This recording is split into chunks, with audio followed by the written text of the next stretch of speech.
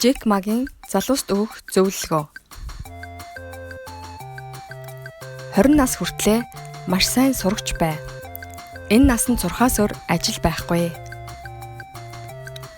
25 наснда санаа зовлгүйгээр хангалттай их алдаа хий. Унаад босоод л бай. Зүгээр л зугаац.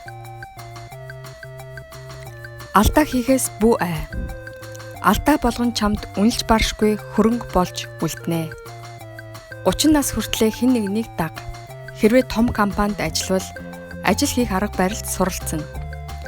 Чи нэг том машины нэгэн хэсэг болно. Харин жижиг компанид ажиллавал чи мөрөөдөлтэй, хийх бүтээх ирмэлцлэл, тэмүүлэлтэй болно.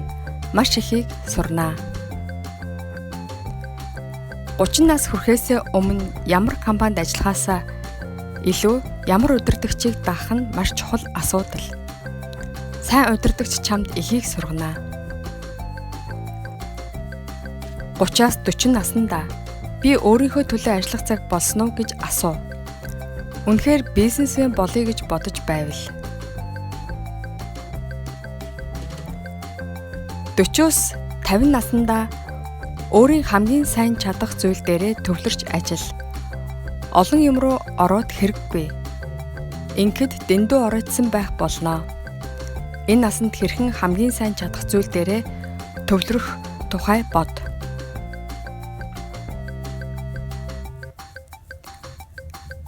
50-аас 60 наснда зөвхөн залуу үеийнхний төлөө ажил.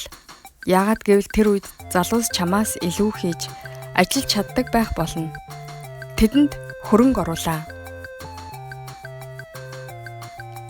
60 наснаас хойш зөвхөн өөртөө санаа тавь.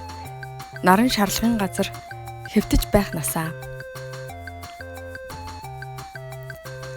Анхаарал тавьсанд баярлалаа.